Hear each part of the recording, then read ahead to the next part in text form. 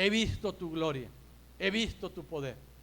Por eso es importante, hermano, es necesario que ahí en tu situación, en tu necesidad, conozcas al Todopoderoso. Dispongas tu corazón a que Él se haga presente, a que Él te diga, yo estoy contigo. Pero para eso tienes que tener fe, convicción, valor. No temas, Dios está contigo. Él prometió que no nos va a dejar. Él dijo, yo estaré con ustedes ¿hasta cuándo? Él no corre, hermano, Él no corre como los pastores asalariados. Él no huye, no, Él dice, yo soy el príncipe de los pastores y hasta el fin del mundo voy a estar con ustedes. Es una promesa, hermano. A Dios no lo hace huir la maldad. No, hermano, Él va a estar ahí. ¿Se acuerdan de Sadrach, Mesach y Abed-Nego? Esos hombres que dijeron, sépase, oh rey. A mí me encanta ese testimonio. Sépase, oh rey, que tengo un Dios poderoso que me puede librar de tu mano y de tu horno.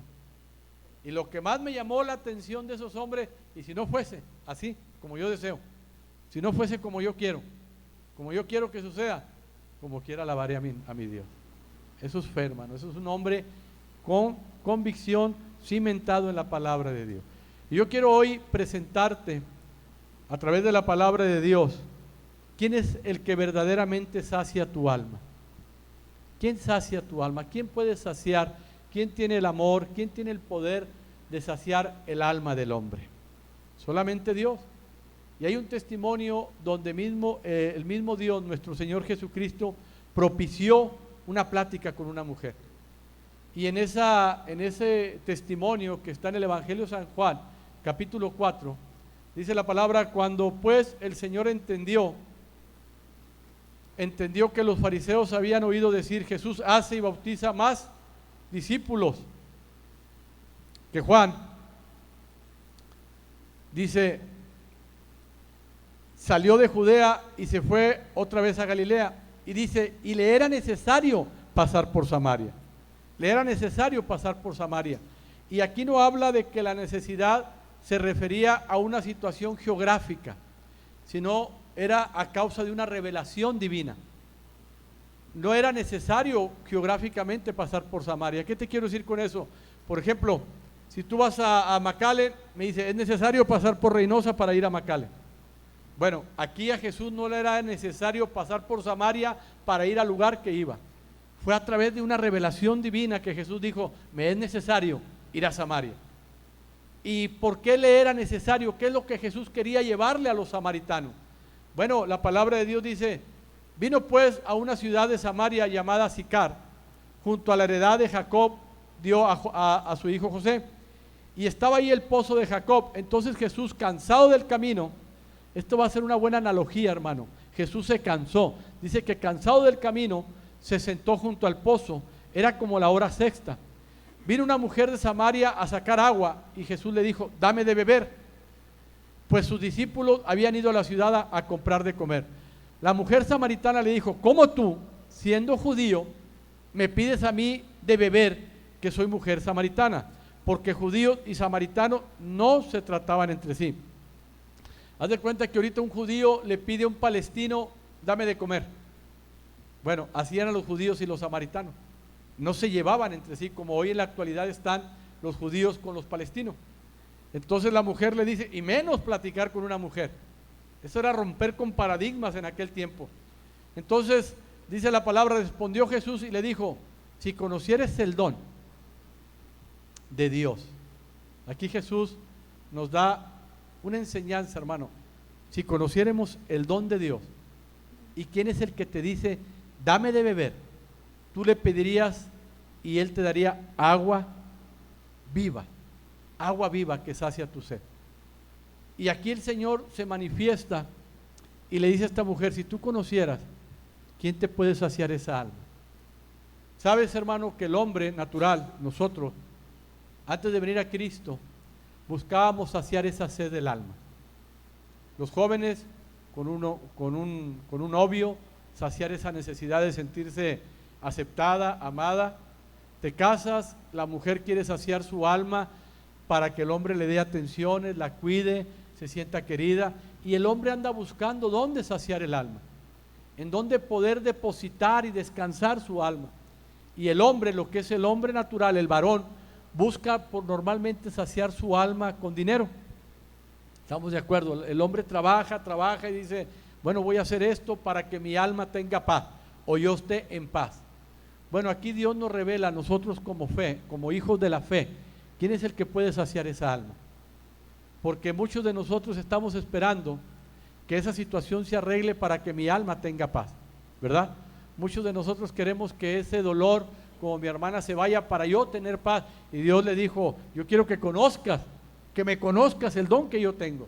Y ella conoció el don de Dios, que sació su alma, sanó su cuerpo y ahorita levanta sus manos, gracias. Pero primero tuvo que conocer el don que tiene Dios para sanar, para proveer, para levantarte. Tantos dones que están, esencias de Dios que tiene para nosotros.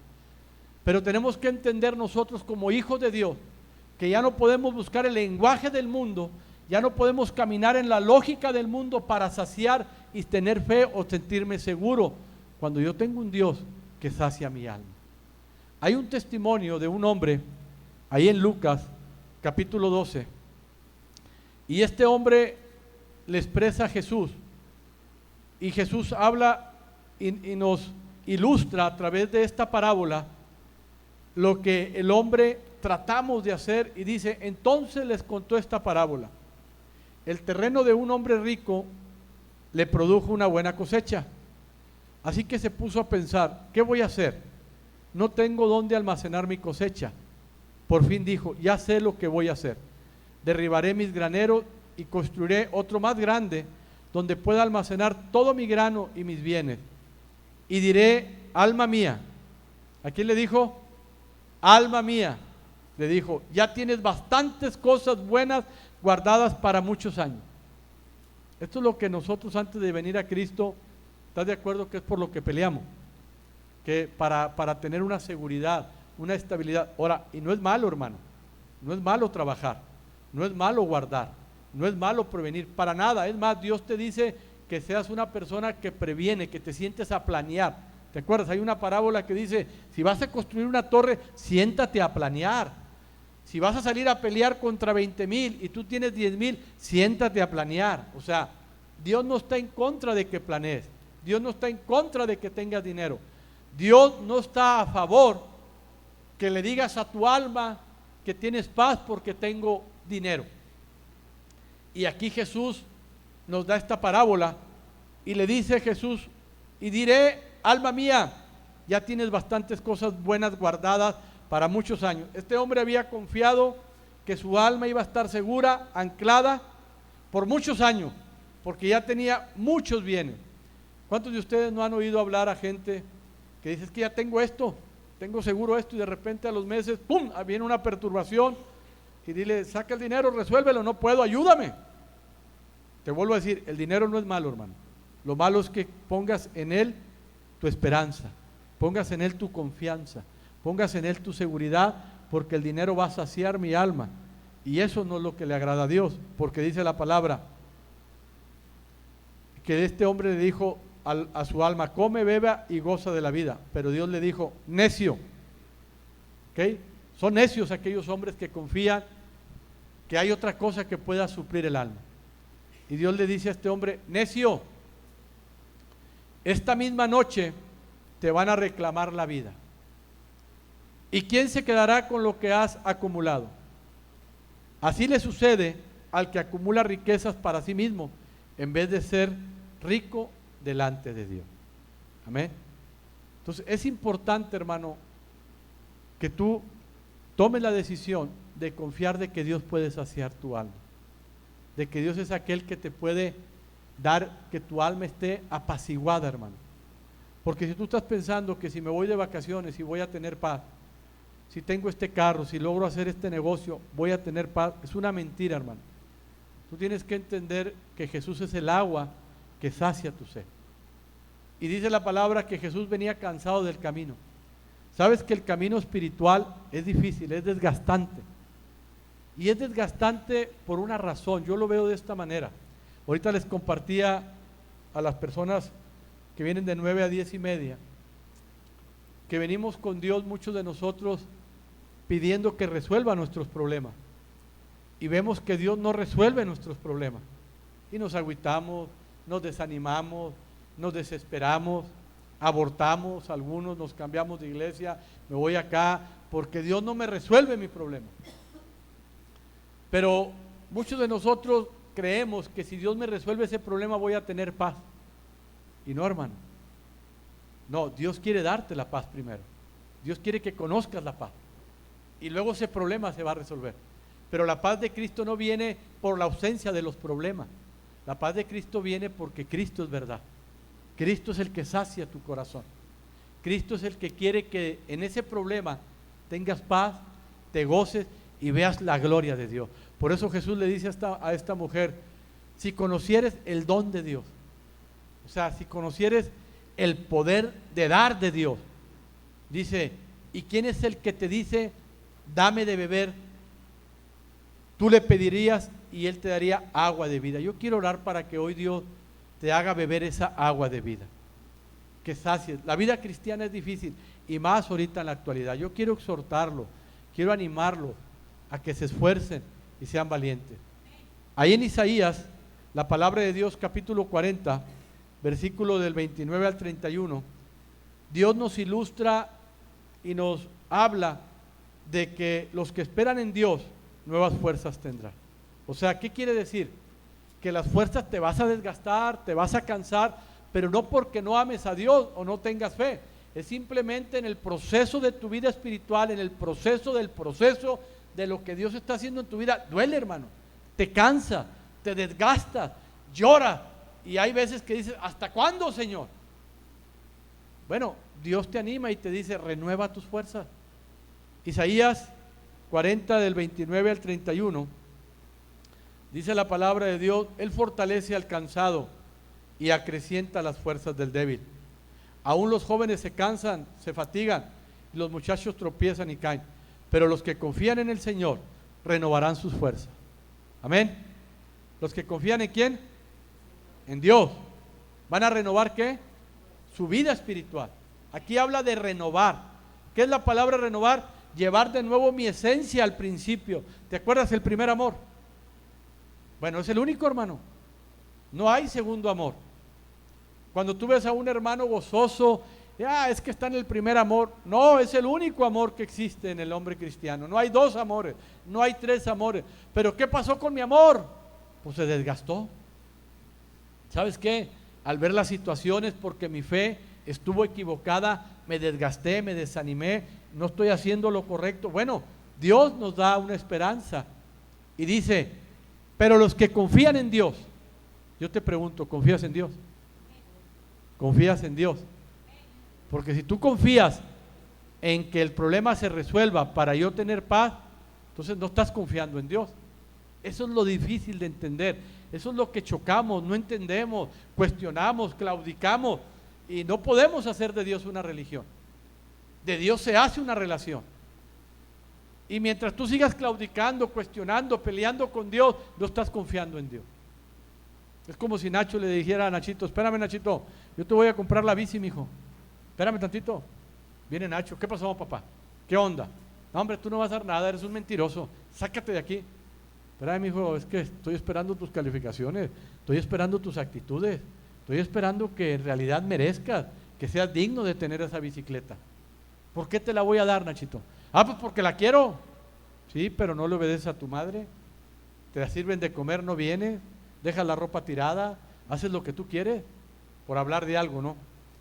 Y ya Nacho dice, sí te la voy a dar, mijo, pero quiero frutos dignos de arrepentimiento. Y en ese proceso, Nachito va a pelear porque él quiere su bici, porque los niños traen bici y sus compañeros traen bici, pero el papá de aquel compañero no le interesa la vida de su hijo, por eso le da la bici y le da todo. Pero a Nacho le interesa la vida de su hijo, que nazca y que crezca un niño disciplinado, un niño con principio. Y eso duele. ¿Estás de acuerdo?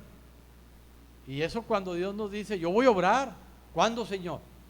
A ver, nena, ¿ya confías en mí? ¿Me alabas? ¿Me bendices? Sí, Padre, ok. Dios empieza a ver fruto y ¡fum! Dios obra. Amén, hermano. Dios se hace presente. Pero yo tengo que confiar en Dios. Ahorita hablaba de la fe, y si Dios me da la bendición, voy a hablar de la fe. ¿Qué es la fe? ¿Cómo caminar en fe? Porque los predicadores tenemos muchos errores. Nos dicen, andar en el Espíritu. Sí, pastor. ¿Cómo? Tener fe. Ok. ¿Cómo? ¿Verdad? Ten fe, Nacho. Sí, pastor, sí, está ok, fe. ¿Cómo? ¿Qué tengo que hacer para tener fe? Tenemos que expresar, tenemos que exponer la palabra con claridad, hermano. Pero tenemos que confiar en Dios. Yo vengo al Señor, Dios me revelaba algo muy hermoso, hermano. Yo le decía, Señor, ¿por qué la gente se va? No aquí, ¿por qué la gente claudica? Dice, es que hay un pueblo que yo escogí y hay otro pueblo que se acercó a mí. Ah, caray. Como hay pastores, ministros que yo llamé y hay otros que fueron llamados. Y no entendía y me metí a clamar a Dios. Y me dijo, sí, mijo, al pueblo que yo he llamado, que he escogido, ese permanece. Los que se acercan a mí con un problema y no se lo resuelvo, se van. Si te fijas la diferencia. Y yo puedo decir en mi corazón con una convicción que tú eres un escogido de Dios. Y te lo digo no para que, no, te lo digo porque en el nombre de Jesús, al levantar tu corazón, cuando Dios me da celo, bendícelo. Ora, veo que eres un escogido, amado de Dios. Y me han hablado otra persona y me dice, pastor, ora, pero no siento. Señor, déjame orar. No, yo no lo escogí. ¿Cómo? Entonces tú haces acepción de personas. No, yo no hago acepción de personas. Yo soy justo. Y son temas, hermano, que a veces no entiendo y que agarro ahí uno. A ver, Señor, revélame, porque está muy interesante y no te entendía la primera. Y empieza a revelarte, pero es algo hermoso, hermano. Y tú eres escogido de Dios. Es diferente a que te hayas acercado por un problema. ¿Cuánta gente se ha acercado por enfermedades, por problemas a Dios? Y tú te acercaste porque Dios te escogió. Pero traía problemas. Ok, vamos a arreglarlo, dice el Señor. Yo estoy contigo. Yo te pregunto, Nacho, ¿tú amas a Nachito? Como para comprar una bicicleta, hasta la fábrica. Sí, porque él ama a su hijo. Pero ¿se la darías tú a tu hijo si no fuera un niño obediente, si no tuviera esos principios de obediencia, se la daría? No. Pero ¿por qué el otro papá sí se la da? Porque no le interesa a su hijo, a mí sí me interesas tú. ¿Sí me explico, hermanos? Es una analogía de Dios con nosotros. ¿Ok? Mientras tú estés esperando que tu alma sea saciada conforme tú crees, no, Dios dice, yo te doy agua para saciar tu sed. Yo bendigo tu vida. Y aquí hay una enseñanza para nosotros que yo quiero orar. Yo quiero que en medio de la adoración dispongas tu corazón. Dios te va a dar renovar tus fuerzas. Dios te va a dar de beber de esta agua.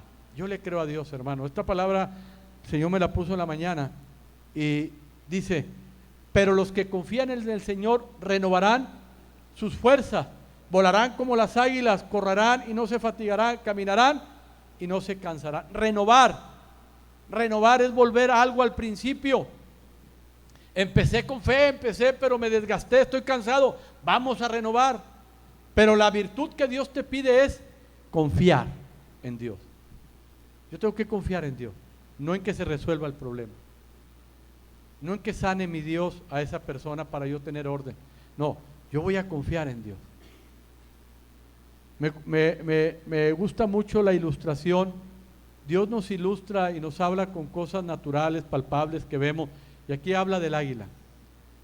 Y ahí en el Salmo 103 el Señor dice que Él nos va a permitir renovarnos como el águila, ¿verdad? Tener nuevas fuerzas.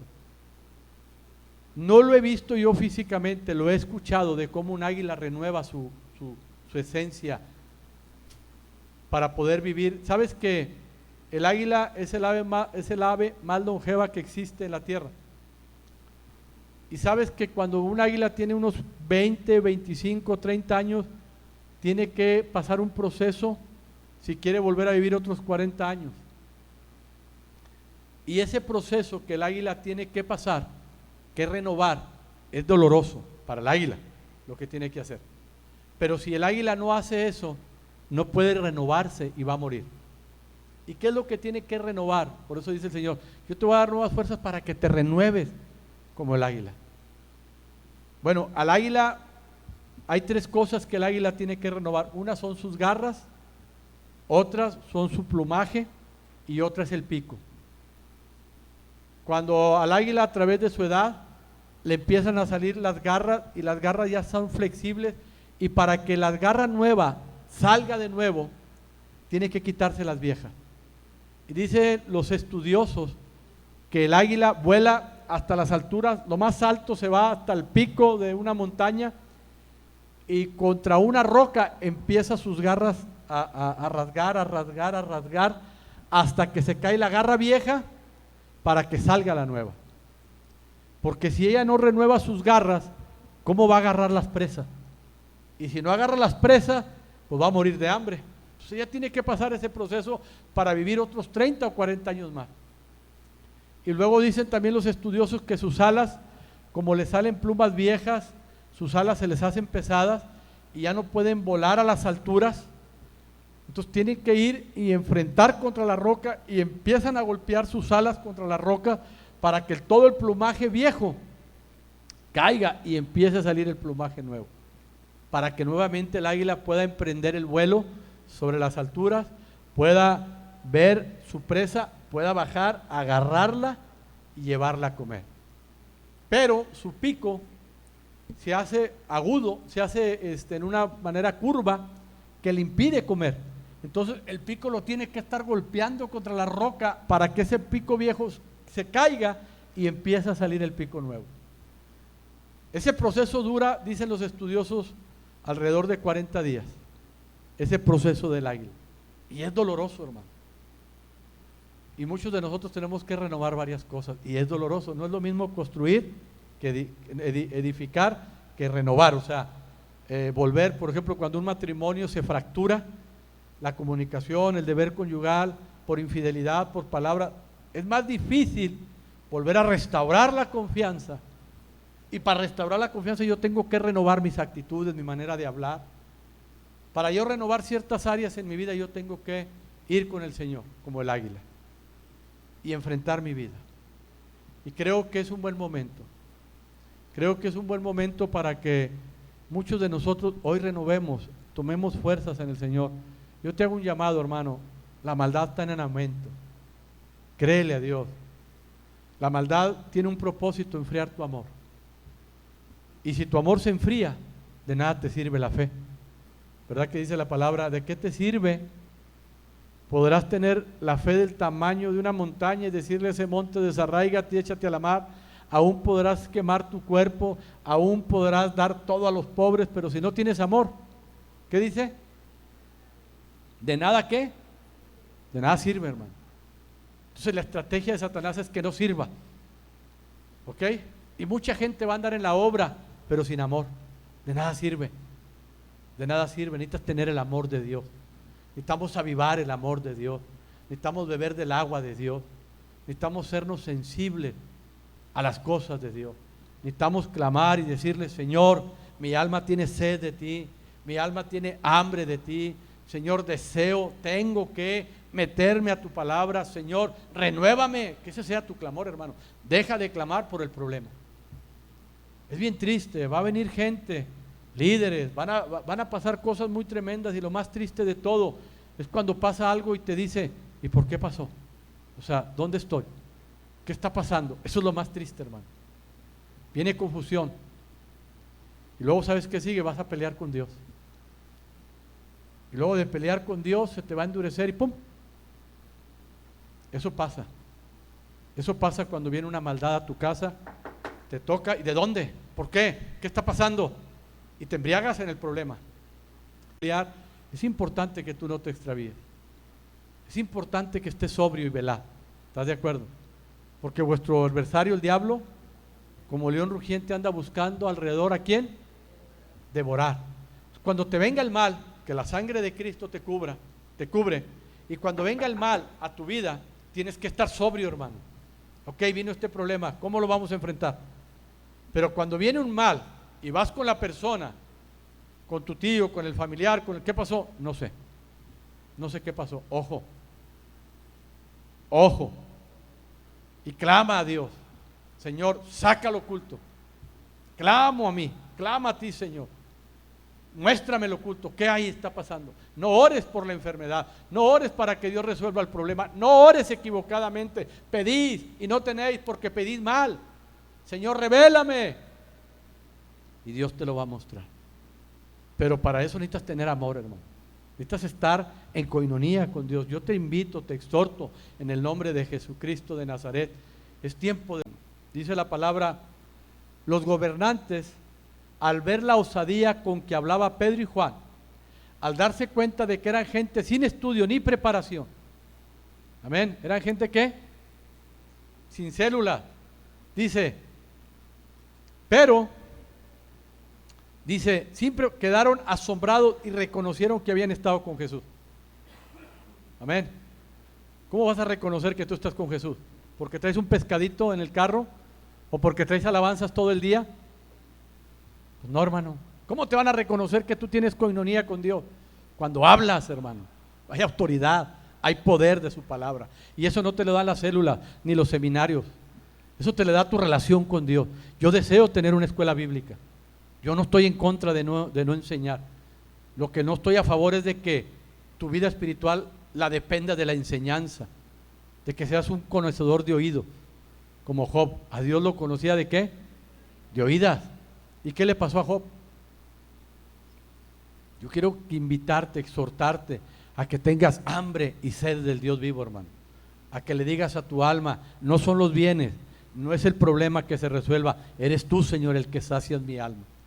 Cuando tú llegues a conocer ese don de Dios, tu vida va a cambiar. Tu perspectiva de Dios va a cambiar. Tu esencia como hijo de Dios va a cambiar, hermano.